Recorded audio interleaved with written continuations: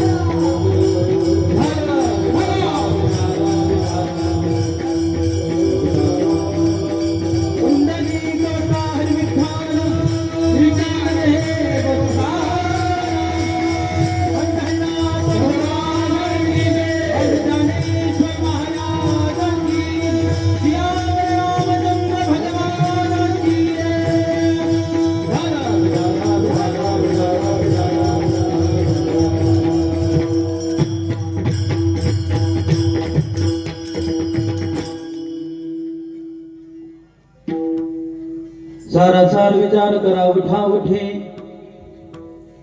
सारासार विचार करा उठा उठे, नाम धरा कंठे विठोबाचे, तयाच्या चिंतने निरसेल संकट, तराल दुर्घट भव सिंधो, जन्मनिया कुळी वाचे स्मरे राम, जन्मनिया कुळी वाचे स्मरे राम, धरी हाचे नेम हरणेशे, तयाच्या चिंतने निरसेल संकट, तराल दुर्घट भव सिंधो, तुका म्हणे कोटी कुळीते पुनीत, तुका म्हणे कोटी कुळीते पुनीत, भावे गाता गीत विठोबाचे, तयाच्या चिंतने निरसेल संकट, तराल दुर्घट भव सिंधू विठ्ठला।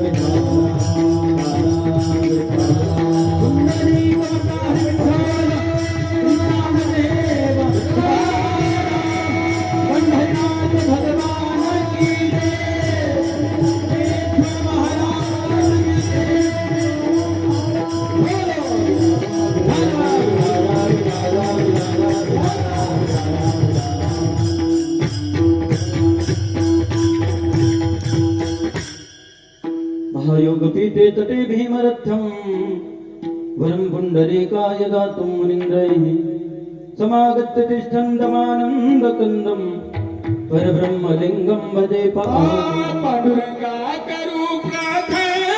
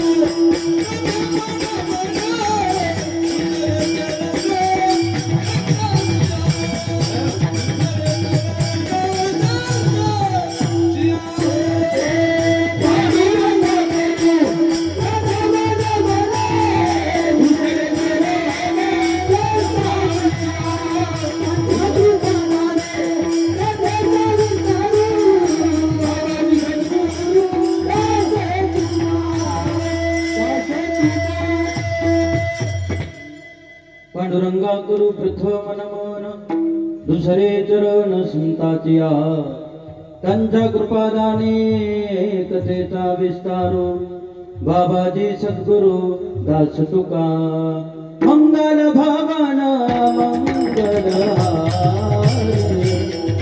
प्रभु बसु दशरथ अजर बिहारी जय जय जय हनुमान गोसाई कृपा करहु गुरु सेवकनाई राम सिया राम जय जय राम सिया राम जय जय राम राम सिया राम सिया राम जय जय मंगल भवन मंगलहारी द्रववसु दशरथ जरा बिहारी दयांची समाधी चैतन्य स्वरूप आहे दयांची कृपा दृष्टी सर्वत्र आहे ऐसे महान संत श्री गुरु कोंडिबा महाराज श्री गुरु नामदेव महाराज याची आचरणे साष्टांग प्रणिपात माझा श्री राधा मेरे स्वामिनी मैं राधे तेरो दास जन्म जन्म मोहे दीजियो श्री वृंदावन में वास जन्म जन्म मोहे दीजियो श्री वृंदावन में वास जन्म जन्म मोहे दीजियो श्री वृंदावन में वास बिडाला बिडाला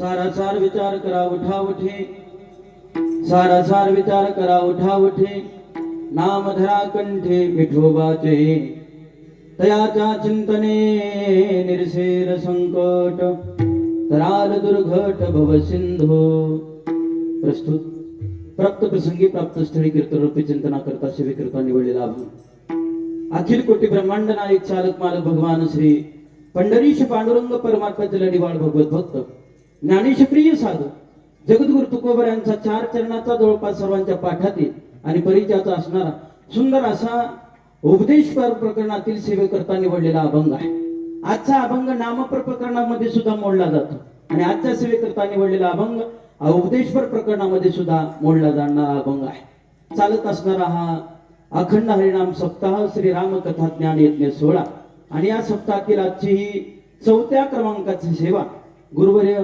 देहपुरीजे बाबा यांच्या माध्यमातून या छोट्याशा अज्ञान पामर बालकाकडे आलेली सेवा आहे परी माझ्या देवा हार नाही परी माझ्या देवा हार नाही परी माझ्या देवा हार नाही परी माझ्या देवा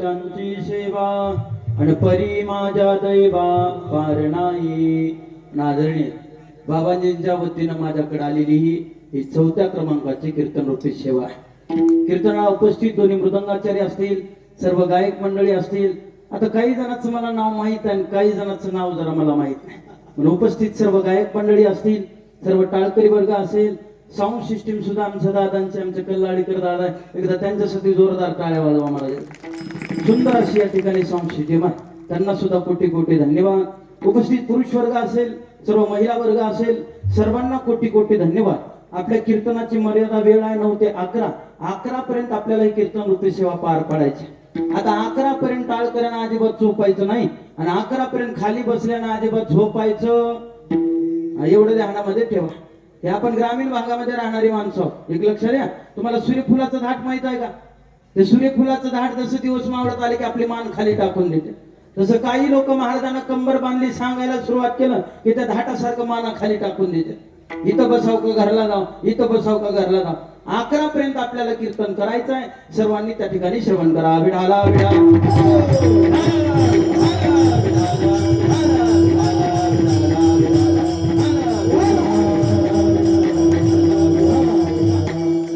सेवेकरता निवडलेला अभंग जगद्गुरु तुकोबारायचं आणि अभंगाद्वारे जगद्गुरु तुकोबारा मानवी देह धारण करून जन्माला आलेल्या प्रत्येक माणसाला आजच्या अभंगाद्वारे उपदेश करतात. ऐका, उपदेश का करावा, कधी करावा आणि कुणाला करावा, शास्त्रामध्ये याचे काही कारण सांगितलेले आहे. शहाण्या माणसानं मूर्ख माणसाच्या नादी कधी लागायचं नाहीये. इकडे लक्ष द्या, शहाण्या माणसानं मूर्खाच्या नादी कधी लागायचं नाही. शहाणा माणूस जर मूर्ख माणसाला उपदेश करायच्या भानगडीमध्ये गेला बाबा, शहाण्या माणसाची 4 चौकामध्ये फजिती झाल्याशिवाय राहत नाहीये. पण शिकलेल्या माणसानं आणि शहाण्या माणसानं मूर्ख माणसाला उपदेश करायच्या भानगडीमध्ये कधी जायचं नाही. आमचे गुरुजी महाराज आम्हाला पाठामध्ये एक दृष्टांत सांगायचं आहे का, उपदेश का करावा, कधी करावा आणि कुणाला करावा याचं कारण सांगितलं आहे का. काय झालं, आपल्या गावासारखं एक गाव होतं. त्या गावामध्ये एक शेतकरी राहत होता. आहे का, आपण शेतीमध्ये गेल्यानंतर विहीर असते आणि विहिरीच्या काठावरती एक सुगरण नावाची चिमणी, ऐका लक्षात या, जी फांदी अशी विहिरीमध्ये उतरते, त्या फांदीवरती काय तयार करते हो? बोला, काय तयार करते? खोपा तयार करते. खरं सांगा बाबा, त्या सुगरण नावाच्या चिमणीनं आपलं घर बांधण्याकरता कुठला इंजिनियर लावलाय का? बोला, कुठला इंजिनियर लावलाय का? लावला नाही. पण तरी सुद्धा किती बी अवकाळी पाणी येऊ द्या, पाऊस पडू द्या, चिमणीनं बांधलेल्या घरामध्ये थेंब मात्र सुद्धा पाणी जात नाहीये. ही किमया कोणाची आहे? त्या चिमणीची आहे. अहो, आमचे लोक सुद्धा लाख रुपये देऊन इंजिनियरला घराचा नकाशा काढायला, पण पावसाळ्यामध्ये कुठल्या भितळामध्ये पाणी मुरते आपल्या लोकांना कळत नाही. आपल्यापेक्षा चांगलं घरट कोण बांधती? ती चिमणी तयार करते. आहे का, जीवाचं रान केलं आणि त्या चिमणीनं खोपा तयार केला. पावसाळ्याचे दिवस आले, धो पाऊस पडायला लागला आणि ती चिमणी जशी पावसामध्ये भिजायला लागली, आपल्या घरामध्ये गेली, दरवाजा बंद केला आणि खिडकीमधून पावसाचा आनंद घ्यायला लागला. पण त्याच परिसरामध्ये एक माकड राहत होतं. कोण राहत होतं? एक माकड राहत होता. ऐका, विठाला विठाला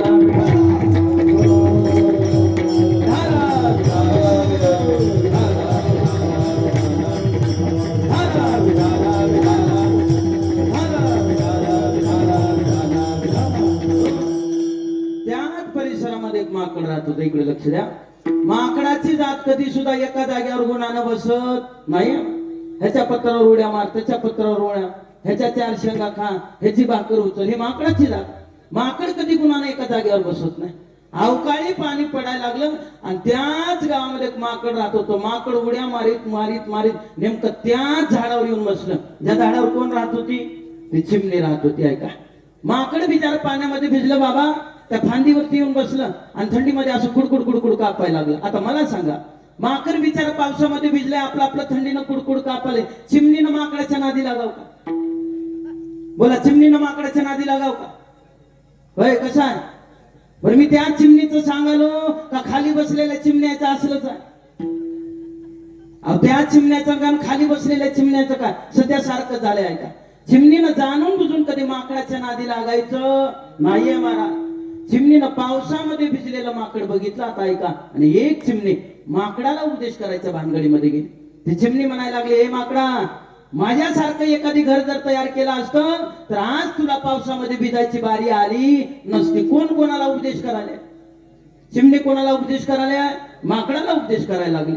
माकड म्हणायला लागले, चिमणी ताई, माणसानं शरीर बघून तर समोरच्या पैलवानाच्या नादी लागा. म्हणजे तुझं अंग केवढं, तुझं शरीर केवढं, कशाला माझ्या नादी लागते? म्हणजे जाणार. तरी सुद्धा चिमणी ऐकायला तयार नाही. ती चिमणी म्हणायला लागली, म्हणजे माकडा, माझ्यासारखं एखादी चांगलं घरट जर बांधलं असतं, बघ आज तुला पावसामध्ये भिजायची बारी आली नसती. एकदा ऐकलं, दोनदा ऐकलं, 4 वेळेस माकडानं ऐकलं. 4थ्यांदा राग आला, दंदिशी उडी खाली, खोपा तोडला आणि ती खोप्याची त्या माकडानं टोपी करून आपल्या डोक्यावर घातली. तेव्हापासून त्या टोपीला आपण माकड टोपी म्हणतो. त्या टोपीला आपण काय म्हणतो? माकड टोपी म्हणतो. लहानपणी सगळ्यांना वापरलेली आहे म्हणून. ऐका, दृष्टांत संपला, सिद्धांत लक्षात घ्या. एक चिमणी माकडाला उपदेश करायच्या भानगडीमध्ये गेली. चिमणीला आपलं काय गमावं लागलं? आपलं घर गमावं लागलं. व्यर्थ आपले वाचा चिनवला, व्यर्थ आपले वाचा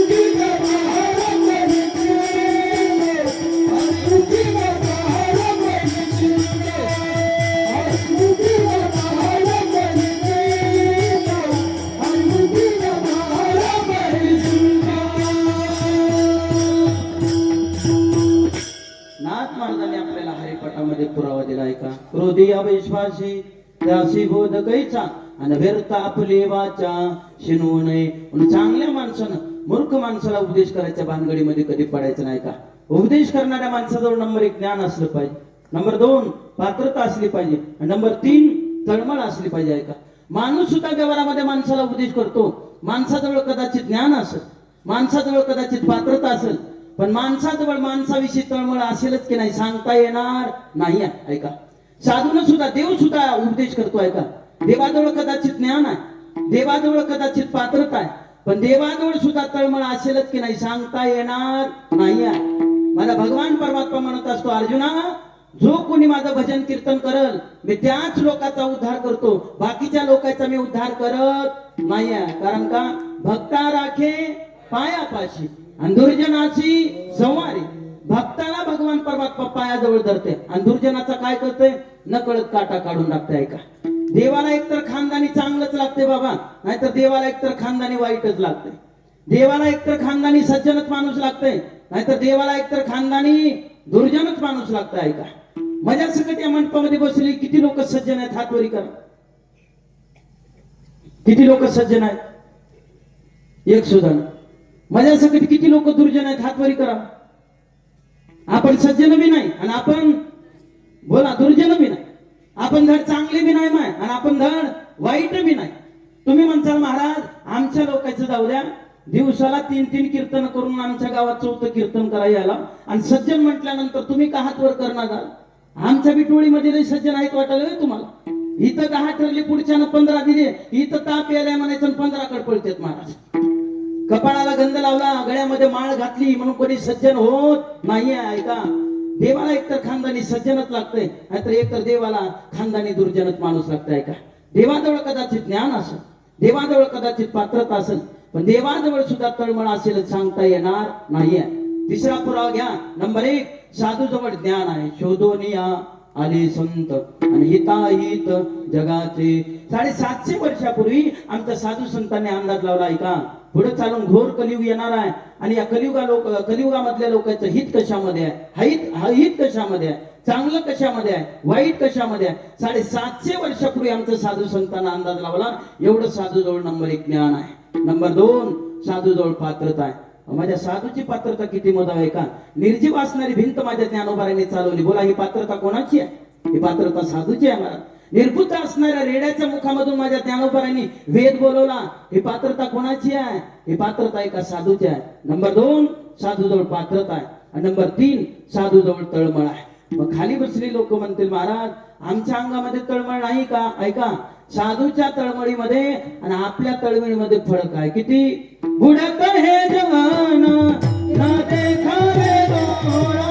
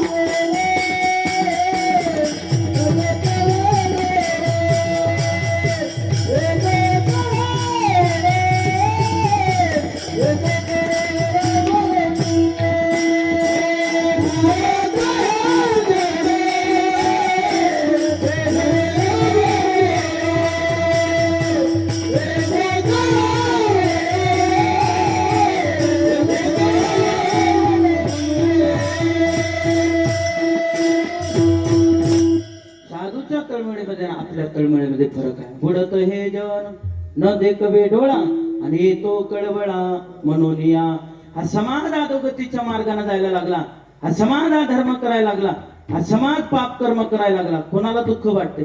साधूचं अंतकरण पगळतं. मला लक्षात घ्या, साधूच्या अंतकरणामधली तळमळ आणि आपल्या अंतकरणामधली तळमळ वेगळी आहे. मला सांगा, काही खाली बसलेले लोक म्हणतील, महाराज साधूच्या अंतकरणामध्ये तळमळ आहे, मग आमच्या गावातल्या लोकांच्या अंतकरणामध्ये तळमळ नाही का. ऐका बाबांनो, साधूच्या तळमळीमध्ये आणि आपल्या तळमळीमध्ये मोठा जमीन आसमानचा फरक आहे. मला सांगा, कोणाला वाटत नाही आपल्या शेजाऱ्याचं चांगलं? कोणाला वाटत नाही शेजाऱ्याचं चांगलं? प्रत्येकाला वाटतं आमच्या शेजाऱ्याचं चांगलं झालं पाहिजे, शेजाऱ्याचं चांगलं झालं पाहिजे. पण एकदा शेजाऱ्याचं चांगलं झालं, बऱ्याच लोकांना बघितलं की मळमळ व्हायला. बऱ्याच लोकांना काय होतंय? मळमळ होते महाराज. ही आपली तळमळ आहे महाराज. आता इकडे आमचे पांडुमामा असतील, आपल्या गावातली लोक असतील महाराज. बरेचदा आमच्या आपल्याही गावातली काही लोक बाबासोबत आमच्या आश्रमावरती दानूरला आलेले आहेत. आमच्या आश्रमावरती आमोशाला लोक वारीला येतात. ज्याला बाहेर वसा होतंय, त्याला डॉक्टरचे दवाखाने घालू घालू त्या ठिकाणी चक्र घालू घालू लोक बेजार होतात. ती लोक पिटी घालण्याकरता, दोरी घालण्याकरता आमोशाला आमच्या आश्रमावर येतात. काल परवा बाबा एक आमोशाला आमच्या आश्रमावरती एक माणूस आला. म्हणले महाराज, म्हणले बोला. म्हणले पोटामध्ये लई दुखायला. म्हणले झालं काय? डॉक्टरकडे गेलता का? म्हणले गेलतो महाराज. वडापाव खालता का? अजिबात नाही. पाणीपुरी खालती का? म्हणले अजिबात नाही. मग डॉक्टरकडे म्हणले गेलतो. म्हणला गोळी खाल्ली. म्हणला इंजेक्शन घेतलं. म्हणला नेमकं कवापासून पोट दुखायला सांग. काय नाही म्हणलं महाराज, खरं सांगू का? खरं सांग तरच गुण येते, नाही तर गुण येत नाही म्हणला. म्हणलं महाराज खरं सांगू का? म्हणले खरं सांग. म्हणजे गव्हापासून पोटामध्ये दुखायला. काय सांगू म्हणला? हो का महाराज, ऐन दिवाळीच्या दिवशी माझ्या सख्या भावानं शेतात बोरची गाडी आणली. म्हणला माझ्या सख्या भावानं शेतामध्ये बोरची गाडी आणली. म्हणला पुढं काय झालं रे? मग त्याचं नारळ माझ्या हातानं फोडलं. पुढं पहिला पैप गेला, नुसता धुरळा, पाण्याचा पत्ता नाही. पुढं 10 पैप गेला, नुसता धुरळा, पाण्याचा पत्ता नाही. पुढं काय झालं? 20 पाईप गेलं, नुसता धुरळा, पाण्याचा पत्ता नाही. मी म्हणलं वाईट झालं, पाणी लागायला पाहिजे. काय सांगू म्हणलं हो का महाराज, 21वा पाईप जसा हळू हळू हळू हळू खाली जायला आणि बद बद बद वर पाणी यायला, हो का तवापासून पोटात दुखालय म्हणला. आता मला सांगा माय बापांनो, अशा पोट दुखणारा कुठला डॉक्टर किंवा कुठला महाराज काम करील का? बोला, काम करील का? करणार नाही. आणि शेजारच्याने एक मजली घर बांधलं की आपल्या जर पोटामध्ये दुखत जर असेल तर महाराज, तर समजावं आपल्या अंतकरणामधली माणुसकी संपत चालली आहे का? आपल्याजवळ ज्ञान आहे, आपल्याजवळ पात्रता असेल, पण तळमळ असेलच सांगता येणार नाहीये. पण आपल्या अंतकरणामधल्या तळमळीमध्ये आणि साधूच्या अंतकरणामधल्या तळमळीमध्ये फरक आहे. म्हणून माझ्या तुकोबराच्या अंतकरणामध्ये या समाजाविषयी किती तळमळ आहे. अभंगाच्या पहिल्या चरणामध्ये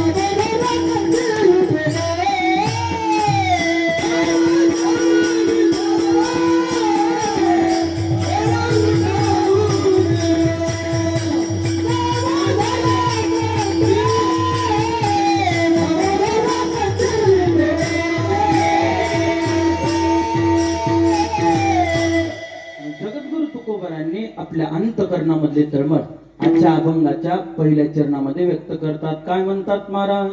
सारा सार विचार करा उठाउठी आणि नाम धरा कंठे विठोबाचे ऐका. सार काय असार काय माणसाला कळालं पाहिजे.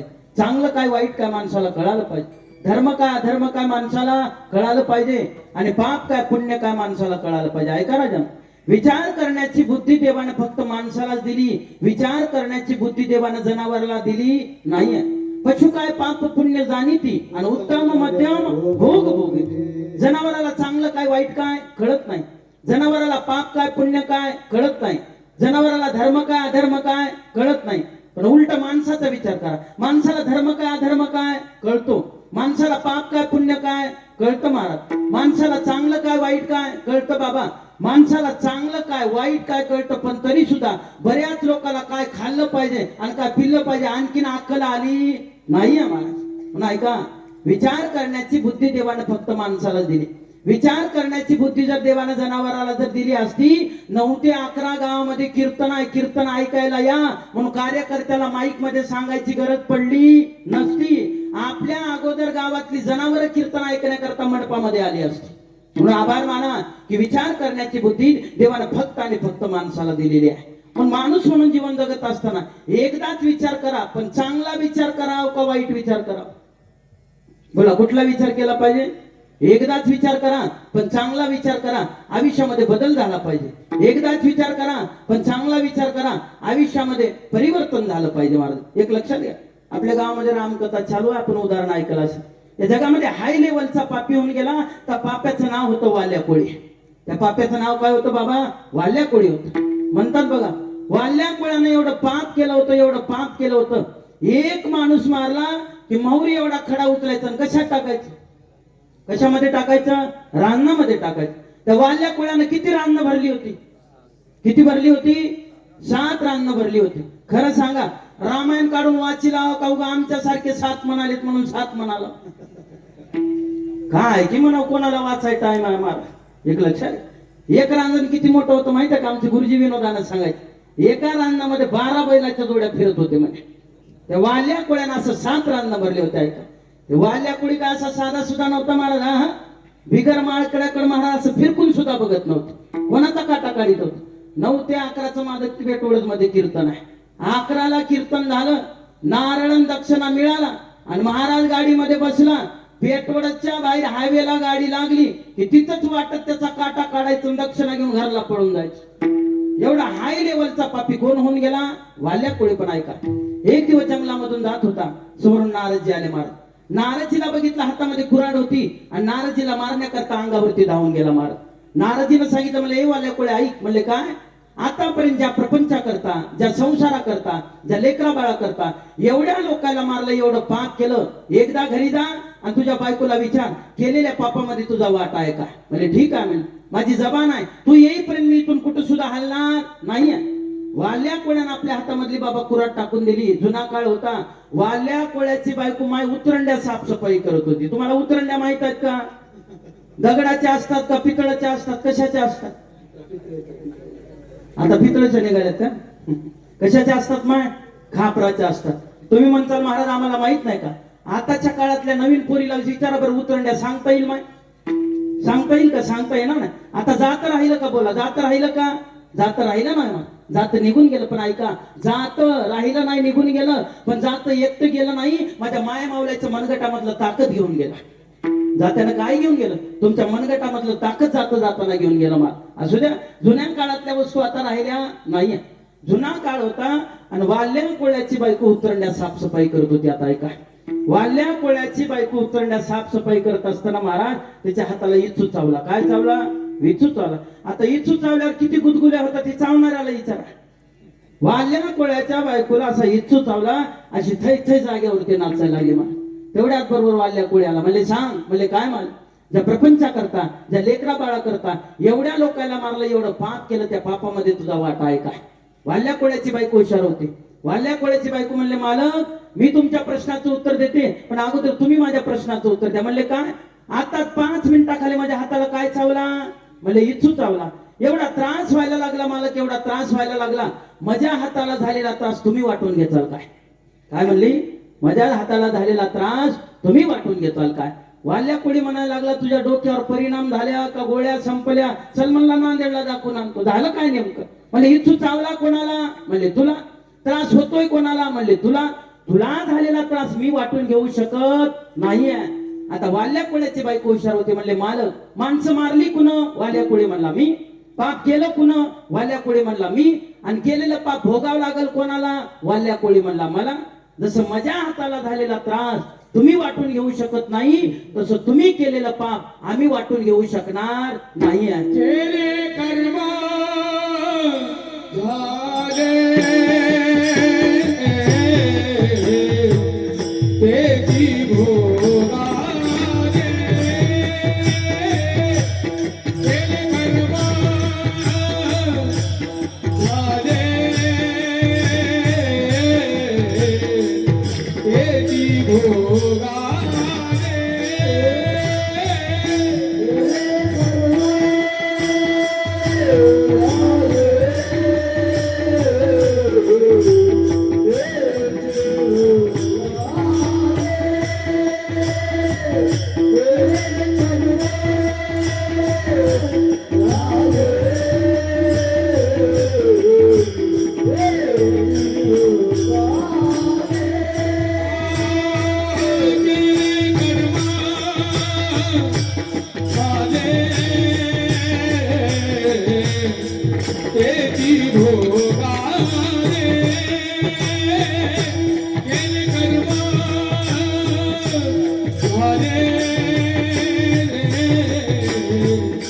तेची भोगाले.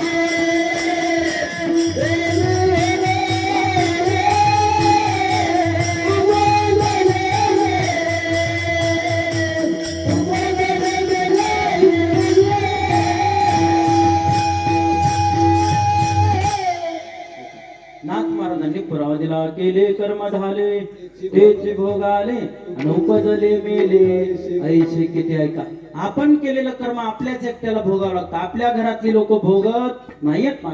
वाल्या कोणाला ऐकलं बायकोना नकार दिला, म्हणले मला तुम्ही केलेलं पाप तुमच्या एकट्याला भोगावं लागत, आम्ही कुणी सुद्धा वाटा घेणार नाही. तच दिवशी वाल्या कोळ्याच्या डोळ्यामध्ये पाणी आलं, रडायला लागलं. ज्या प्रपंचाकरता एवढ्या लोकांना मारलं, ज्या घरादारा करता एवढ्या लोकांची हत्या केली, एवढं पाप केलं कोणा करता? माझ्या प्रपंचा करता, माझ्या लेकरा बाळा करता. पण आज माझ्या घरामधला कोणी सुद्धा माणूस माझं पाप वाटून घ्यायला तयार नाहीये महाराज. त्यावेळेस वाल्या कोळ्याच्या लक्षात आलं इथं संत आणि भगवंत सोडले तर या जगामध्ये आपला वाटेकरी कुणी सुद्धा होऊ शकणार नाहीये बा. आम्ही ऋषिकेशला शिकायला असताना गुरुजी आम्हाला पाठामध्ये एक गोड भजन सांगायचे बघा. ही मंडळी आली होती बाबाजी सोबत आम्हाला भेटण्याकरता. आमचे गुरुजी आम्हाला शिकवायचे पाठामध्ये. ऐक प्राण्या तुला सांगतो उत्तम नरदे अन मायेचा बाजार जगामध्ये आपलं कोणी नाही. बहीण रडते जोडी बांगडी अंतरली बाई बायको रडते 13 दिवस मग विसरून जाई. कोण?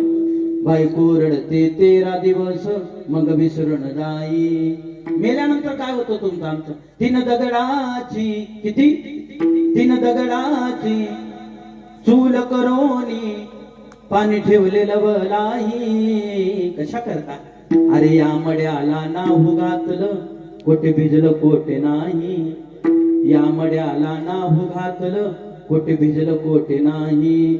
मला सांगा माय 4 कोटीचा बंगला आहे, घरामध्ये गॅस आहे, गिझर आहे, सगळं काही आहे, सावकार आहे, 100 एकर जमीन आहे. मेल्यानंतर त्या सावकारला गिझरवरचं पाणी, गॅसवरचं पाणी का 3 दगडाच्या चुलीवरचं पाणी? बोला कशावरचं? 3 दगडाच्या चुलीवरचं पाणी. पण ऐका ना, अरे जिवंतपणी म्हाताऱ्याला कधी हिवाळ्याच्या दिवसामध्ये कधी गरम पाणी लेकरांनी तापून दिलं नाही आणि मेल्यानंतर एवढं नाटक करतात महाराज. 3 दगडाची चूल मांडतात, कडक कडक पाणी. कोणाला? त्या मड्याला आंघोळ घालण्याकरता. बोट जर घातलं तर असा हाताला चरदिशी चटका बसतो. मग जिवंत माणसाला की मड्याला? बाबा कोणाला? मड्याला. मार भारीतला भारी आंघोळीला साबण जिवंत माणसाला की मड्याला? मड्याला आहे. जिवंत कधी कधी बापाला कपडा आणून दिला नाही, कधी माईला लुगडं आणून दिलं नाही, कधी आईला साडी आणून दिली नाही आणि मेल्यानंतर त्या मड्याला ताटीवरती बांधतात. कपड्याचा ढिगारा लागतो. जिवंत माणसाला की मड्याला? बोला कोणाला? मड्याला. मार हात जोडी विनंती आहे. कीर्तन हे कशा करताय? कीर्तन हे परिवर्तना करताय. ऐकल्यानंतर माणसाच्या अंतःकरणामध्ये काहीतरी बदल झाला पाहिजे. लक्षात घ्या. जीवनामध्ये आपली माणसं जोपर्यंत आपल्या जवळ आहे त्याची किंमत करा. आपली माणसं आपल्याला सोडून गेली, गावासमोर किती जरी नाटक केलं, किती जरी देखावा केला, काही सुद्धा उपयोग होणार नाही. म्हणून मला आमचे गुरुजी म्हणायचे का 3 दगडाची चूल करोनी पाणी ठेवलेलं वलाई. अरे या मड्याला नाहू घातलं कोठे भिजलं कोठे नाही. म्हणून ऐक प्राण्या तुला सांगतो उत्तम नरदेही आणि मायेचा बाजार जगामध्ये आपलं कोणी नाही. म्हणजे कोणी सुद्धा या जगामध्ये माझं. तस दिशी डोळ्यामध्ये पाणी आलं. वाल्या कोळी रडायला लागलं. पळत पळत गेला, नारदजीच्या पायावरती डोकं ठेवलं. म्हणले महाराज चूक झाली. ज्या प्रपंचाकरता एवढं पाप केलं कोणी सुद्धा भागीदार व्हायला तयार नाही. नारदजीनं डोक्यावरून हात फिरवला, एका साधूनं डोक्यावरून हात फिरवला. म्हणजे हे वाल्या कोळ्या ऐक, इथून माग जेवढं पाप केलं, जेवढा अपराध केला देश सोडून, पण उरलेल्या आयुष्यामध्ये एकदा विचार कर. म्हणले काय कर? उरलेल्या आयुष्यामध्ये एकदा विचार कर. म्हणले काय करू? मन माझ्या मागे. मन म्हणले राम. त्याला राम म्हणता येत नव्हतं. रामच्या जागी काय म्हणायचं? काय म्हणायचं? मरा मरा म्हणायचं. तुम्ही म्हणसाल त्याला मरा म्हणता येत होतं, पण राम का म्हणता येत नव्हतं? राम म्हणण्याकरता माणसाला पुण्य लागते, मरा म्हणण्याकरता पुण्य लागत नाहीये. देवाचं नाव तोंडाला येण्याकरता पुण्य लागतंय, शिवी येण्याकरता पुण्य लागत नाहीये. म्हणले मन राम. त्याला राम म्हणता येत नव्हतं, मरा मरा म्हणायला लागला आणि कधी राम तयार झाला त्याला सुद्धा कळालं नाही. आणि त्या भजनाचा परिणाम काय झाला? केले रामायण रामा केले रामायण रामा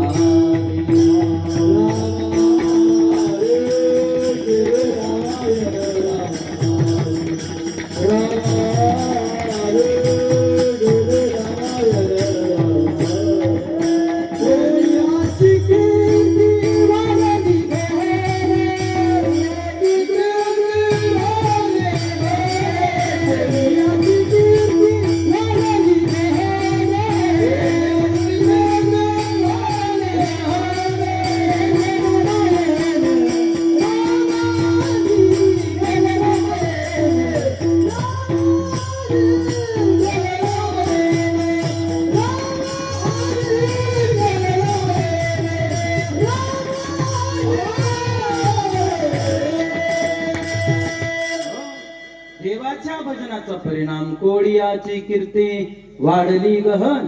आणि केले रामायण रामादी. राम जन्माला यायच्या अगोदर त्या वाल्या कोळ्याचा वाल्मिक ऋषी तयार झाला आणि रामायण लिहून ठेवलं.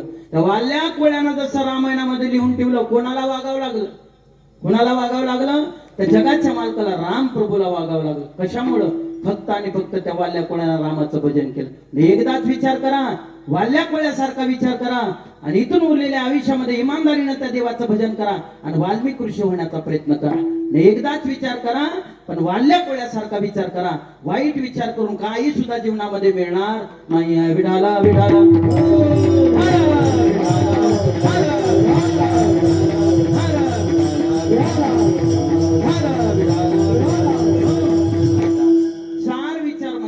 विचार. एक मुद्दा आपला संपला.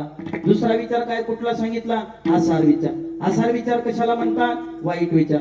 माणसानं आयुष्यभर जरी वाईट विचार केला, पत्रामध्ये काही सुद्धा महाराज पडत नाही. आता वाईट विचार कशाला म्हणतात ऐका. गुरुवारी महाराज आम्हाला दृष्टांत सांगायचे. काय झालं? ते कुंभार दादा होता आणि त्या कुंभार दादा जवळ दादा 2 गाढव होते. किती? 2 गाढव. कुंभार दादाला जरा गरीब परिस्थिती आली. आपला बाजार कुठं भरतो? इकडला कुठं असतो? इथंच असतो. असं ठीक आहे. मग त्या ठिकाणी त्या कुंभार दादाला जरा गरीब परिस्थिती आहे. त्या कुंभार दादानं काय केलं? गाढव विकण्याचा निर्णय घेतला. बाजारामध्ये गेला, गाढवं घ्या गाढवं घ्या म्हणून मोठमोठ्यानं आरडायला लागला. ऐका, 2 जणांनी कुंभार दादाची गाढवं घेतली. ऐका, एक गाढव घेतलं डोंबाऱ्यानं आणि दुसरं गाढव घेतलं धोब्यानं. मार. एक गाढव कुणं घेतलं? डोंबाऱ्याने घेतलं. आणि एक गाढव बाबा कुणं घेतलं? धोब्यानं घेतलं. दोन्ही गाढवं घेतले, आपापल्या घराच्या दिशेने निघून गेला. आता ऐका, धोब्याच्या गाढवामध्ये डोंबाराच्या गाढव्यामध्ये फरक होता. मार. धोब्याच्या गाढवाचं कसं होतं? धोब्याच्या गाढवाला काम कमी करावं लागत होतं महाराज आणि खायला जास्त मिळत होता. सध्या कलियुगामध्ये तसंच बऱ्याच गाढवाचं झाले. काम कमी पगार जास्त आहे. त्या गाढवाची गत सांगतो, लक्षात घ्या. त्याला काम कमी करावं लागत होतं आणि खायला जास्त मिळत होतं महाराज. डोंबाऱ्याच्या गाढवाचं तसं नव्हतं. डोंबाऱ्याच्या गाढवाला काम जास्त करावं लागत होतं आणि खायला कमी मिळत होतं महाराज. आता डोंबाऱ्याचा खेळ म्हणजे कसा आहे? त्या खेळाचा पसारा कोणाच्या पाठीवर? त्या गाढवाच्या पाठीवर. आजचा खेळ या गावामध्ये, तर उद्याचा खेळ डिग्रस मध्ये. गेलं तिकडे हाडवळतीला, चला म्हणले तिकडले महाराज आलते, गेलं तिकडे दहाडूरला महाराज. एका महिन्यामध्ये डोंबाऱ्याचं गाढव असं बाबा मरायला वाळून टेकलं, सलम काडीसारखं होऊन गेलं महाराज. आणि धोब्याचं गाढव असं एका महिन्यामध्ये भोपळा फुगल्यासारखं खाऊन फुगलं महाराज. योगायोगाने एक वेळचा प्रसंग आहे. डोंबाऱ्याच्या गाढवाने त्या मालकानं काय केलं? आपला पसारा गाढवाच्या पाठीवर टाकला आणि गाढव हाकत हाकत एका गावाच्या दिशेने निघाला. गावाच्या दिशेने जात असताना एक नदीचा काठ दिसला. त्या नदीच्या काठावर जत्रा भरली होती महाराज. डोंबाऱ्यानं विचार केला, इथं जत्रा भरली, आपला धंदा जरा जास्त चालेल, पगार जरा जास्त मिळेल. डोंबाऱ्यानं नदीचा काठ बघितला, गाढवावरचा पसारा खाली टाकला आणि गाढव चरण्याकरता नदीच्या काठानं सोडून दिलं. आता डोंबाऱ्याचं गाढव योगायोगानं त्याच गावामध्ये आलं होतं ज्या गावामध्ये धोब्याचं गाढव राहत होतं. आता धोब्याचं गाढव असं समोरून चरत चरत येत होतं आणि डोंबाऱ्याचं गाढव या काठाने असं पलीकडे चरत चरत जात होतं. मला डोंबाऱ्याच्या गाढवानं धोब्याच्या गाढवाला, आपल्या मित्राला बघितलं, एवढा आनंद वाटायला लागला, एवढा आनंद वाटायला लागला बाबा. पळत पळत गेला आणि राम राम म्हणायला लागलं. कोणाला? कोणाला म्हणायला लागलं? राम राम. गाढवाला. गाढव इकून एकाला राम राम घालत, कळते का तुम्हाला? गाढव इकून एकाला राम राम घालत नाहीये. 2 माणसं रस्त्यानं जर निघाली तर खुब्याला खुबा आपटून जातील, पण राम राम घालणार नाहीये. समोरच्यानं घातलं नाही, माझ्या काय बापाचं बिघडलंय का म्हणते. ही माणसाची जात आहे, लक्षात घ्या. गाढव होता, आपल्या मित्राला बघितलं, राम राम घातलं. मला बऱ्याच दिवसानंतर भेट झाली. चल मला टपरीवर चहा प्यायला जाऊ. कुठं चहा प्यायला जाऊ? म्हणजे टपरीवर चहा प्यायला जाऊ. 2 जण चहा पिण्याकरता गेले. बाबा ऐका, वाईट विचार कशाला म्हण. 2 जणांनी चहा प्यायला सुरुवात केली, गप्पा मारायला. धोब्याचं गाढव म्हणायला लागलं, म्हणजे का रे महिन्यामध्ये मरायसारखा वाढून असा मरायसारखा टेकला. म्हणजे एक काम कर, चल म्हणला, माझ्या मालकाला आणखीन एका गाढवाची गरज आहे, तुझा वशिला लावतो म्हणला. कोणी म्हणलं? त्या धोब्याच्या गाढव. आता वशिला लावतो म्हणल्यावर ह्या डोंबाऱ्याच्या गाढवानं जायला पाहिजे की नाही? ते म्हणायला लागलं, माझ्याच मालकापाशी वाळून मरल, पण तुझ्या मालकाकडे येणार नाहीये. अरे काय येणार नाही? आणखीन महिनाभर जर राहिला तर हाड सुद्धा घरातल्या लोकांना सापडणार नाही. डोंबाऱ्याचं गाढव म्हणायला लागला, हा सापडू दे, नाहीतर नको सापडू दे, पण तुझ्या मालकाकडे मी येणार नाहीये. धोब्याचं गाढव म्हणायला लागलं, मित्रा येऊ नको, पण न येण्याचं कारण सांग. डोंबाऱ्याचं गाढव म्हणायला लागलं, न येण्याचं कारण एकच आहे. म्हणले, दादा कसं आहे? माझ्या मालकाचा खेळ असतो म्हणला. एका गावामध्ये जातो, एखाद्या नदीचा काठ बघतो, त्या नदीच्या काठावरती माझा मालक मला घेऊन जातो, पसारा खाली उतरतो, इकडून 2 काट्या लावतो, इकडून 2 काट्या उभा करतो आणि वरी काय बांधतो, एक दाव बांधतो. म्हणले पुढं. आणि माझ्या मालकाला एक चंद्री नावाची पोरगी आहे म्हणला. माझ्या मालकाला एक चंद्री नावाची पोरगी आहे. पुढं माझ्या मालकाला एक चंद्री नावाची पोरगी आहे आणि ती चंद्री नावाची पोरगी काय करते, हातामध्ये काठी घेते त्या दोरीवरून असं चलत राहते. मला मग पुढं काय झालं, माझ्या मालकाचा खेळ सुरू झाला की कोपऱ्यामध्ये जाऊन मी खेळ बघतो आणि ती चंद्री नावाची पोरगी त्या दोरीवरून चालायला लागली की माझा मालक तिच्या पुरीला म्हणला, काय हे चंद्रे, तू जर दोरीच्या खाली जर पडली तुझं लग्न त्या गाढवासोबत लावून दे. काय म्हणतो, तू जर दोरीच्या खाली जर पडली तुझं लग्न कोणासोबत लावून देईल, त्या गाढवासोबत लावून देईल. अरे ह्याच्यामध्ये तुझा फायदा काय. ते गाढव म्हणायला लागलं, तुला कसं कळत नाही. म्हणले मूर्खा, मला माहित आहे, एक ना एक दिवस चंद्री दोरीच्या खाली पडणार आणि या गाढवाचं लग्न तिच्या सोबत लागणार. आता ह्या गाढवाच्या जातीला हे माहित नाही, चंद्री काय दोरीच्या खाली पडत नाही आणि या गाढवाचं लग्न काय तिच्या सोबत लागत नाही. परिणाम लटिकेचे मूळ भजितीचे, लटिकेचे मूळ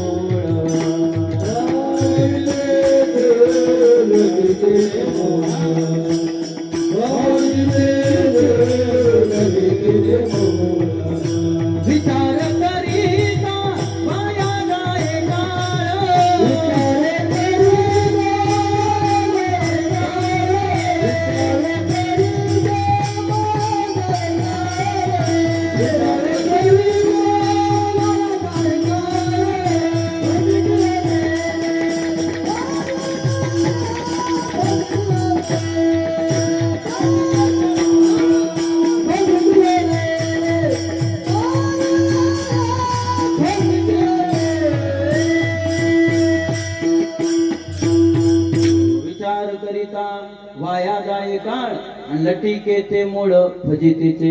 गाढवासारखं मरेपर्यंत जर विचार केला काही परिणाम भेटेल का, काही सुद्धा जीवनामध्ये फायदा भेटणार. म्हणून गाढवासारखा विचार करून आयुष्याची माती करून घेऊ नका. एकदाच विचार करा, वाल्ल्या कोळ्यासारखा विचार करा आणि वाल्मिक ऋषी होण्याचा प्रयत्न करा. एका साधकाने प्रश्न केला, म्हणले तू को बरं, गेली अर्धा तास झालं तुम्ही आम्हाला म्हणता विचार करा विचार करा, पण तुमचं म्हणणं खरं आहे, पण विचार करण्याकरता भगवान परमात्म्याने आम्हाला 100 वर्षाचं आयुष्य दिलं. म्हणजे किती, 100 वर्षाचं आयुष्य दिलं. खरं सांगा राजांनो, देवाने जगण्याकरता तुम्हाला आम्हाला 100 वर्षाचं आयुष्य दिलं खरं आहे, पण 100च वर्ष आम्ही जीवन जगणार. किती लोक आहेत इमानदारीने हात वरी करा. एक तरी माणूस आहे का मा इकडं, कुणी आहे का, हात वरी करा. कीर्तन झालं की रुपया नारळ त्याला बक्षीस देऊ. देवाने 100 वर्षाचं आयुष्य दिलं, पण 100च वर्ष जगणार गॅरंटी नाहीये. या कलियुगामध्ये एवढी भयानक परिस्थिती आली, आज एका 70 वर्षाच्या बापाला 30 वर्षाच्या तरण्या बाण लेकराला अग्नी द्यायची वेळ आली. एका 70 वर्षाच्या तरण्या बापाला, म्हाताऱ्या बापाला एका 30 वर्षाच्या तरण्या बाण लेकराला अग्नी द्यायची वेळ आली. आज माय बापाच्या अगोदर डोळ्यात देखत कोण मरायला लागली, बोला कोण मरायला लागली, आपले लेकर मरायला लागले. महाराज, वयाची मर्यादा आता जगण्याची मर्यादा राहिली नाहीये. कारण का, अल्प आयुष्य मानव देह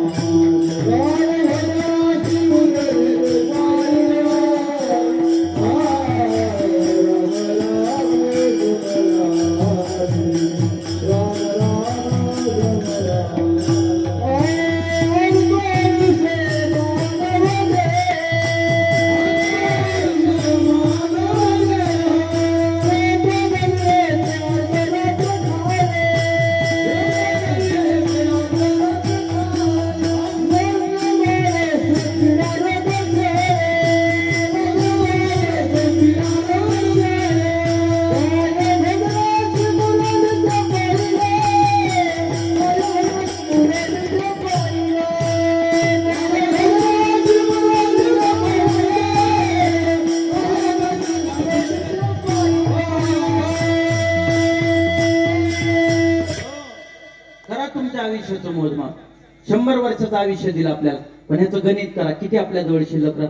अल्पायुष्यमान देह शतगणिले ते अर्धरात्र खाय मध्ये बालत्व पीडा रोग क्षय काय भजनाचे उरले ते पाहेगा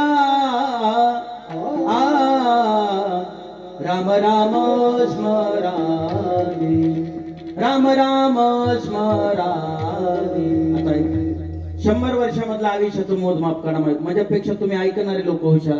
शतगणिले ते अर्ध रात्र खाय. माणसाचं अर्ध आयुष्य कशामध्ये चालले? बोला, कशामध्ये चाले? झोपीमध्ये चाले. लोक रात्रीच्या कीर्तनामध्ये डुकल्या खातात नवल नाही, दिवसाच्या कथेमध्ये सुद्धा लोक डुकल्या खातात. म्हणून ऐका, दिवसा कधी माणसानं झोपायचं नाही. का झोपायचं नाही? का जी लोक दिवसा झोपतात त्या लोकांचं आयुष्य कमी होतंय. जी लोक दिवसा झोपतात त्या लोकांचं आयुष्य कमी होतंय. उद्यापासून दिवसा कोणी सुद्धा झोपायचं नाही. भजनेन कीर्तनकार सोडून बर का, नाहीतर आम्हाला बी तुमच्या मापामध्ये धरतात. तुम्ही म्हणताल तुम्हाला कस काय? वरून देवानं आमच्या नावचा जरा वेगळा GR काढलाय. हे आमचं झाले वटवागळासारखं. अख्खं जग झोपत आणि आम्ही जागतो. मग गावागावातल्या लोकांना पक्क माहित आहे 9 ते 11चं कीर्तन आहे. 11:30ला आरती झाली, चहा पाण्याला 12ला वाजले, 12ला दक्षिणा मिळाला, गाडीमध्ये कीर्तनकार बसला. आता घरी जाण्याकरता किलोमीटर नुसार कधी 1 वाजतो, कधी 2 वाजतो. काल परवा रात्री 2 वाजता एकानं फोन केला, हॅलो महाराज काय करायला? काय नाही, इकडे पेट वडत कर हरभऱ्याचं गुत्त घेतला, ये म्हणला दोघं बी काढतो. म्हणजे आज लोक पुक्क गणित लावतात. लक्षात घ्या. म्हणून हात जोडून विनंती आहे, हे लेकराची कळकळीची विनंती आहे. तेवढा मोठा काही कीर्तनकार नाहीये त्या तुमच्या पत्रिकेमध्ये शोभासारखा मी महाराज नाही, पण या लेकराचा ऐका. दिवसा कोणी सुद्धा झोपायचं नाही. शतगणिले ते अर्ध रात्र खाय. आणखीन आयुष्य कशामध्ये चाल? मध्ये बालत्व पीडा रोग क्षय. अर्ध आयुष्य रोगाईमध्ये गेलं. भजना करता किती उरलो? काही सुद्धा नाही. त्याच्या पुढचं प्रमाण देतो तुम्हाला. ऐक, आयुष्य भरलिया साठी तुझे हाती येईल काठी. मग चावेना भाकर रोटी नाका हनुवटी गळू लागे. म्हणून सावधान सावधान सावधान सावधान. ऐका, एकदा तुमच्या आयुष्याचा काटा साठीच्या पुढे गेला, तुम्हाला कीर्तनाला जर यायचं असेल तर कशाचा आधार घ्यावा लागतो? चालण्याकरता कशा करता आधार घ्यावा लागतो? काठीचा आधार घ्या.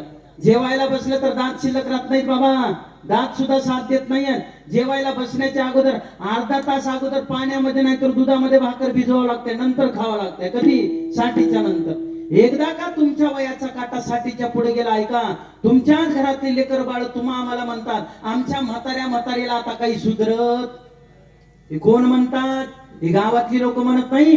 एकदा का साठीच्या पुढे तुमचा आकडा गेला, तुमचीच लेकर बाळ तुम्हाला म्हणतात आमच्या म्हातारीला आता काही सुधरत नाही. म्हणून ऐका, पाणी वाहून जाण्याच्या अगोदर बंधारा बांधा आणि वय निघून जाण्याच्या अगोदर माणसानं परमार्थ करा. पाणी वाहून जाण्याच्या अगोदर बंधारा बांधा. साचलेलं पाणी शेतीच्या कामाला येतं आणि वय निघून जाण्याच्या अगोदर परमार्थ करा. इथं केलेला परमार्थ वर कामाला येतो. करा हरी भक्ती परलोकी येईल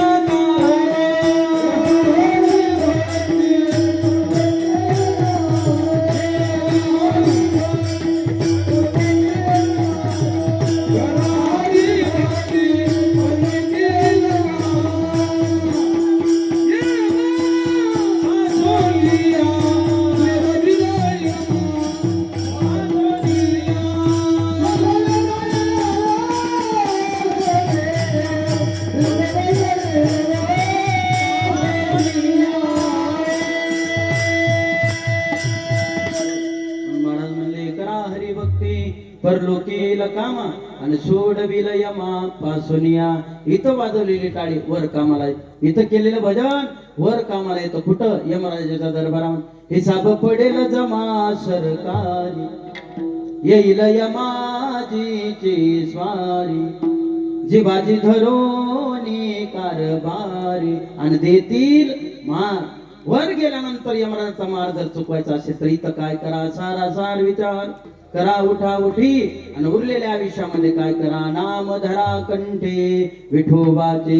एका साधकाने तुकोबारायला प्रश्न केला. म्हणले ठीक आहे, साऱ्या जगामध्ये देवाचं नाव आहे. मग त्या देवाचं भजन केल्यानंतर आमच्या जीवनामध्ये फायदा काय काय होईल?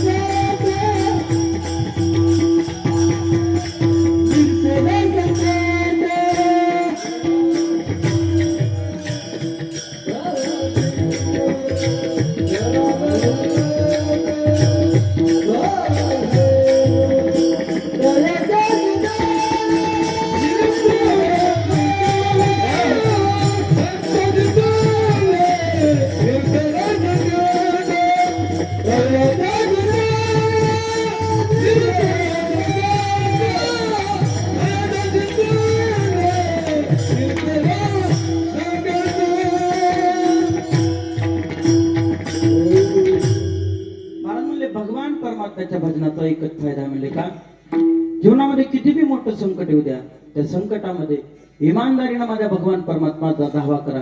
भगवान परमात्म्याच्या संकटामध्ये तुम्हाला वाचवल्याशिवाय राहणार नाही. कारण का तयाच्या चिंतने निरसेल संकट आणि तराल दुर्घट भवसिंधुर. रामकथा चालू आहे, माझ्या हनुमंतरायचं उदाहरण घ्या. कुणाचं? हनुमंतरायचं उदाहरण घ्या. ऐका, संकटामध्ये देवाचं नाव कसं कामाला. एक वेळचा प्रसंग आहे. रामप्रभूने आपला दरबार भरवलेला होता आणि सगळी लोक देवाच्या दरबारामध्ये हजर होते. महाराज नारदजी आले, रामप्रभूचे गुरुवरी वशिष्ठ सुद्धा त्या ठिकाणी दरबारामध्ये आलेले होते. नारदजीनं बसलेल्या सगळ्या लोकांना प्रश्न केला, म्हणजे सांगा या जगामध्ये राम मोठा की रामाचं नाव मोठं? आता हाच प्रश्न मी तुमच्या गावातल्या लोकांना विचारतो. मला सांगा, राम मोठा की रामाचं नाव मोठं? बाबा कोण मोठं माय? राम मोठा की रामाचं नाव मोठं? रामाचं नाव मोठं. तसं त्या काळामध्ये देवाच्या दरबारामध्ये बसलेल्या लोकांनी सांगितलं, म्हणजे ओ नारदजी, राम प्रभू समोर बसले, रामाचे देखत तुम्ही विचारता राम मोठा की रामाचं नाव मोठं? आमच्या सगळ्या लोकांचं म्हणणं आहे या जगामध्ये राम मोठा आहे. एकटे नारदजी अपक्ष बाजूला थांबले, नारदानं हात वर केला. माझ्या एकट्याचं म्हणणं आहे या जगामध्ये राम मोठा नाही, रामाचं नाव मोठं आहे.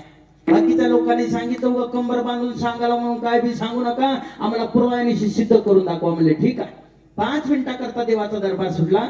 सगळी जण इकडे तिकडे गप्पा मारायला लागले. ऐका, आणि एका वटवृक्षाखाली माझे हनुमंतराय रामप्रभूचं भजन करत होते. महाराज नारद महर्षी त्या ठिकाणी चालत चालत जातात आणि नारदांनी त्या ठिकाणी प्रश्न केला, म्हणजे ओ हनुमंतराया, म्हणजे एक काम करा. म्हणजे काय नारदजी?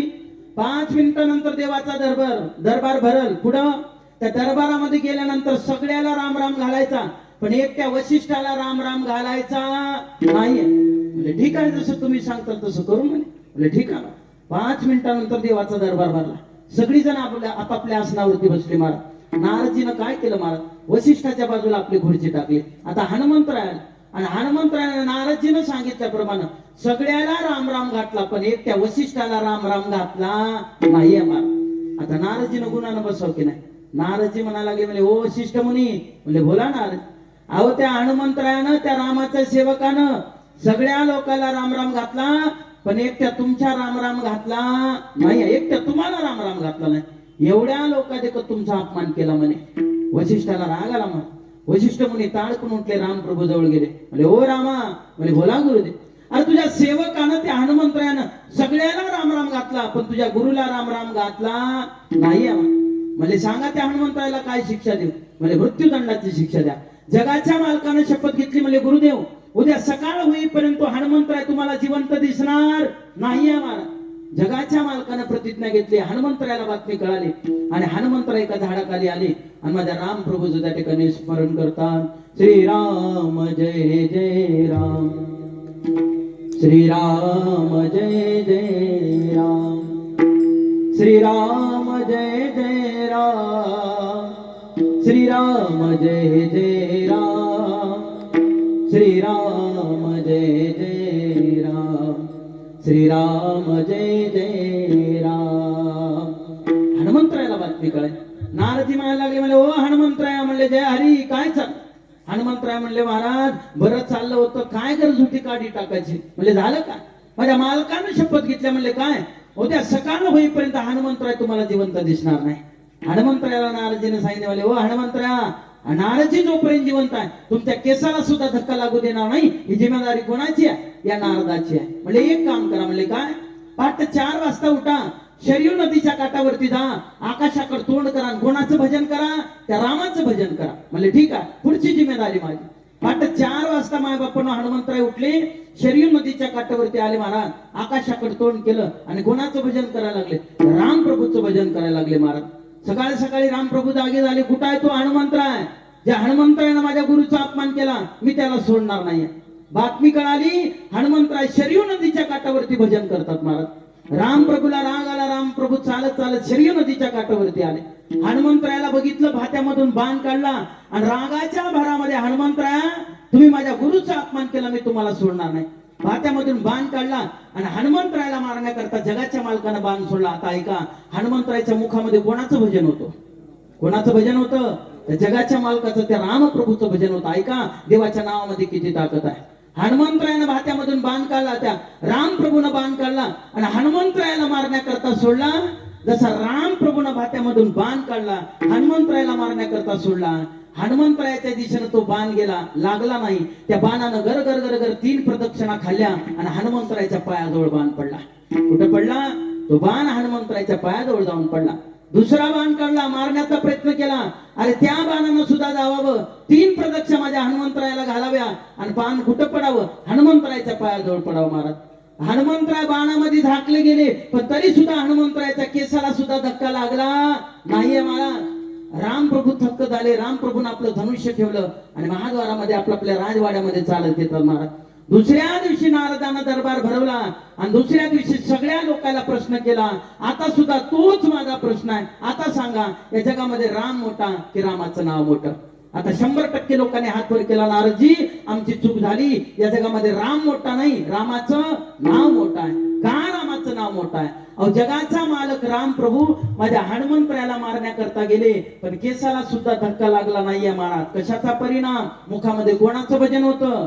राम प्रभूचं भजन होतं. म्हणून महाराज म्हणतात, तयाच्या चिंतने निर्सेल संकट आणि तराल दुर्घट भव सिंधू. ऐका, देवाच्या भजनानं मरण चुकवता येत नाही, पण देवाच्या भजनानं तुम्हा आम्हाला सामान्य लोकांना मरणाची भीती मात्र दूर करता येते. या मृत्यू लोकाचा नियम आहे. जो जन्माला आला त्या माणसाला एक ना एक दिवस जावं लागतं. इथं राहण्याकरता कोणी सुद्धा आलेलं नाही आहे. येथे उरो नाही आले अवतार आणि येरते पामर जीव.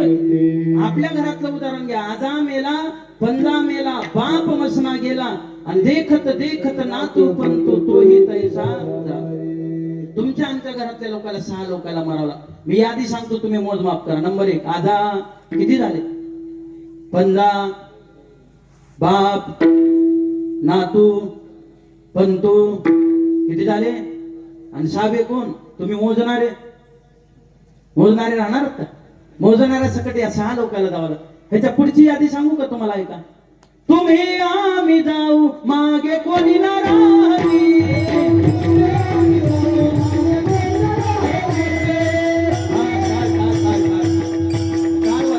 सर्वांनी एक टाळी वाजवा. जरा 5 मिनिटामध्ये आपलं कीर्तन संपणार. सर्वांनी एक टाळी वाजवा. कोणाला जावं लागतं? टाळ.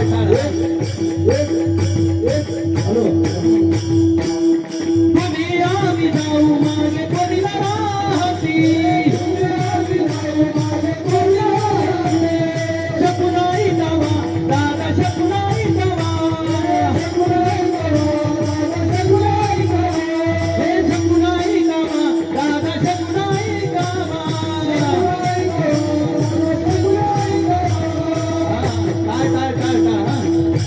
ऐका कोणाला जावं लागतं. ऐका. जसं तुम्ही पिंगळा ऐकता तसं शकुनामध्ये आलेलं प्रमाण ऐका. कोणाला लावता. 28 युगे झाले चक्रवर्ती. कौरव पांडव गेले नेनो किती. 56 कोटी यादव गेले एक पंथी. शकुनाई गावा दादा शकुनाई गावा. हे निर्गुण निराकार दादा माहुर माझा. निर्गुण निराकार दादा माहुर माझा.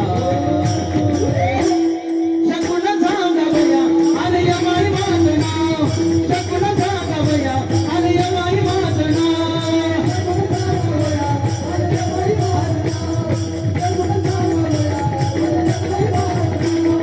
शकुनाई गावा दादा शकुनाई गावा. हे शकुनाई गावा दादा शकुनाई गावा.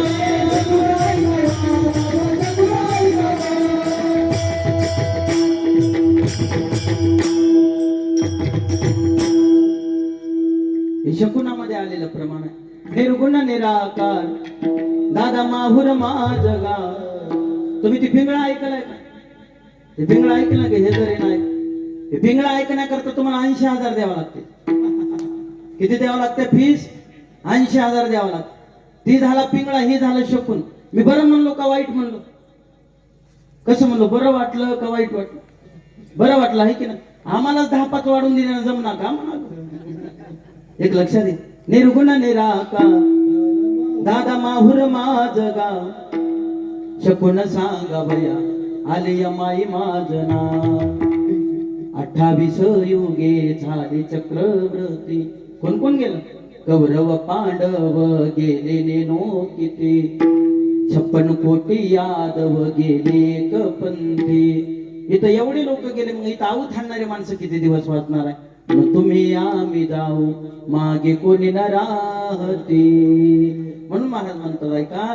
भगवान परमात्म्याचं नामचिंतन केल्याचा परिणाम मरणाची भीती माझ्या भगवान परमात्म्याच्या नामचिंतना दूर करता येते. तयाच्या चिंतने निरसेल संकट आणि तराल दुर्घट भव सिंधू. जन्मोनिया पुढे वाचे.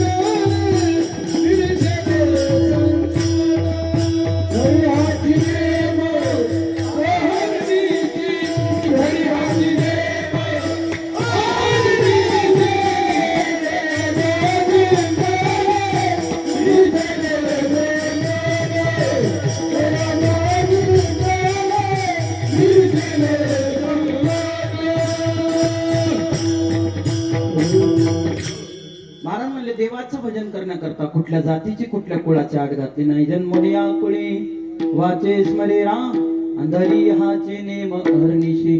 कुठल्या बी जातीमध्ये जन्माला या, कुठल्या बी कुळामध्ये जन्माला, एक आड घातले इमानदारीने त्या देवाचं भजन करा. एक आडमोठ गिराईक तुकोबराया जवळ गेलं. म्हणले का तुकोबराया, आम्हाला जर रोग झाला, म्हणले काय झाला, आम्हाला रोग जर झाला आणि त्या रोगामध्ये आम्ही तुमच्या देवाचं भजन जर केलं तर आमचा रोग बरा होईल का. महाराज म्हणले रोग झाल्यानंतर देवाचं भजन करा. एक रोग काय, भवरोग ऐसा नाही, हजारो रोग गेल्याशिवाय राहणार नाही. मग रोगामध्ये पथ्य काय करावं, पथ्य एक सांग.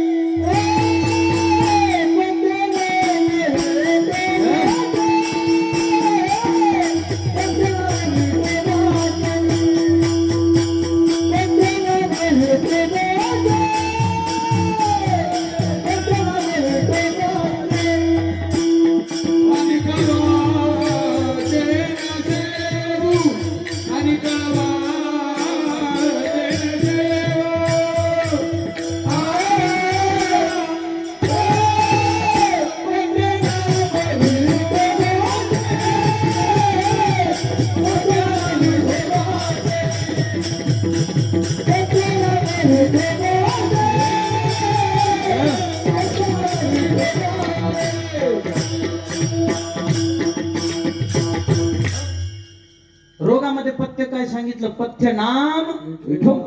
पथ्य एकच करायचं, काय, त्या देवाचं नाव घ्यायचं. काही काही लोकांना एवढं सांगून सुद्धा कळलं. एक जण म्हणलं का तू बरं, रोगामध्ये गोळी कुठली खायला सांगितली, नामरूपी गोळी खायला सांगितली. एकानं प्रश्न केला, उपाशी पोटी खाव का जेवण खाव, पारस खाव का आंघोळ करून खाव. तुकोबारा म्हणले आंघोळ करून खा, नाहीतर पारस खा, फायदा दे. जेवण खा नाहीतर उपाशी पोटी खा, फायदा दे. तिसरं गेलं का तुकोबारा, तुमच्या देवाचं भजन करत असताना भूप रागामध्ये कराव का, यमन रागामध्ये कराव का चारुकेशी रागामध्ये कराव का, नेमका कुठल्या रागामध्ये करा. तुकोबारा म्हणले भूप रागामध्ये कर, भैरवी रागामध्ये घे, यमन रागामध्ये कर, कुठल्या बी रागामध्ये कर, फक्त उपकार कर, राग तेवढं करू नको म्हणले. राग तेवढं करू नको म्हणले. मग का हो तुकोबारा, मग अंतकरणापासून भावापासून जर त्या भगवान परमात्म्याचं आम्ही जर भजन जर केलं तर भगवान परमात्मा आमच्या कुळाचा उद्धार करेल. काय काय महाराज म्हणले, अंतकरणापासून त्या देवाचं भजन करा, त्या रामाचं भजन करा. भगवान परमात्मा तुमच्या एका कुळाचा काय, किती कुळाचा उद्धार करेल.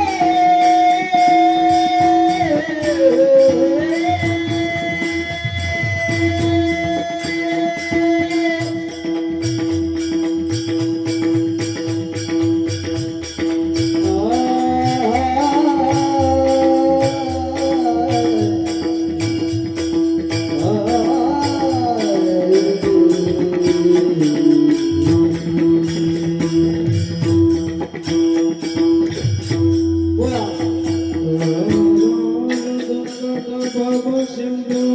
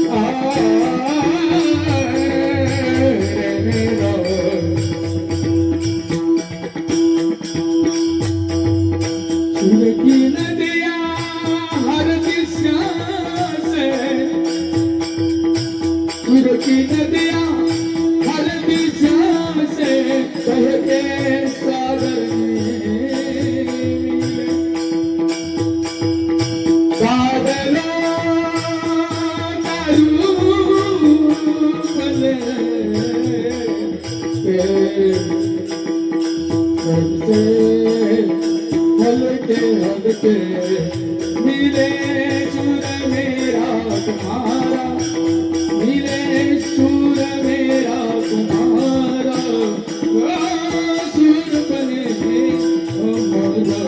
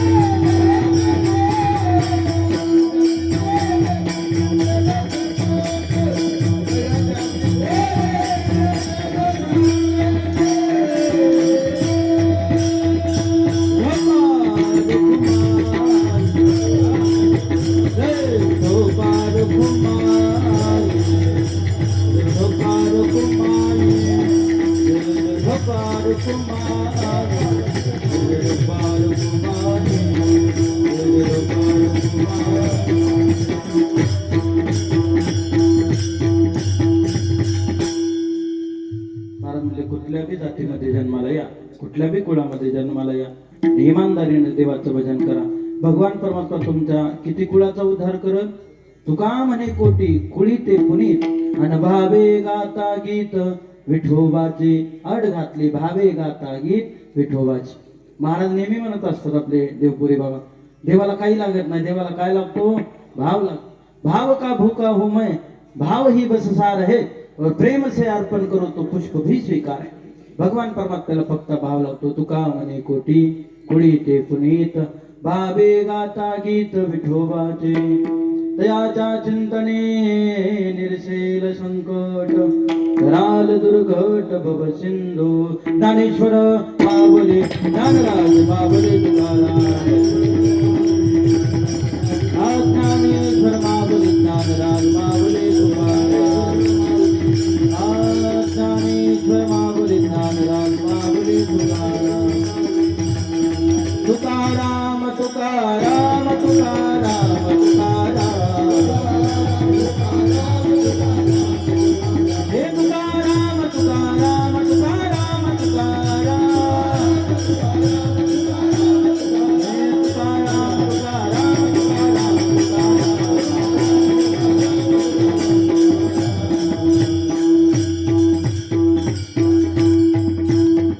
विठ्ठल जय जय विठ्ठल.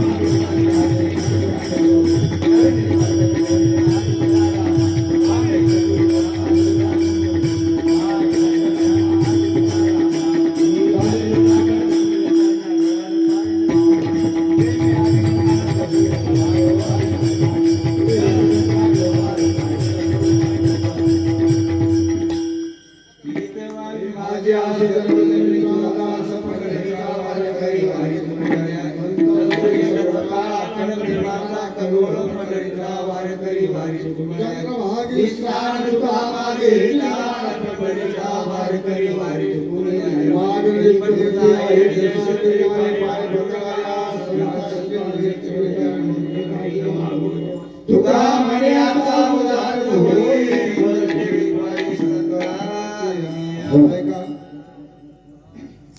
हॅलो, खरंच आज आपण या संसारात आल्यानंतर खरं काय आणि वाईट काय, सार काय आणि असार काय, आणि भगवंताच्या नामाचं महात्म्य खरंच एक दोन कुळ नाही आपलं. तुका म्हणे कोटी कुळी ते पुनीत, कोटी कुळे उद्धार करण्याचं महात्म्य भगवंताच्या नामामध्ये आहे. याचं महत्व श्री हरिभक्तपरायण महाराजांनी आज सरासर विचार करा उठाउठी नाम धरा कंठी विठोबाचे या अभंगाच्या माध्यमातून आम्हा सर्वांना आपण सुंदर असा बोध केला. त्याबद्दल गावकऱ्यातर्फे आपले शतशः आभार. व तसेच उद्याचे कीर्तन उद्या रात्री ठीक 9 ते 11 श्री हरिभक्तपरायण गुरुवर्य नामदेव महाराज दापकेकर यांचं हरिकीर्तन होणार आहे. ते गावातील व तसेच पंचक्रोशीतील सर्व भाविकांनी या कीर्तनाचा अवश्य लाभ घ्यायचा आहे.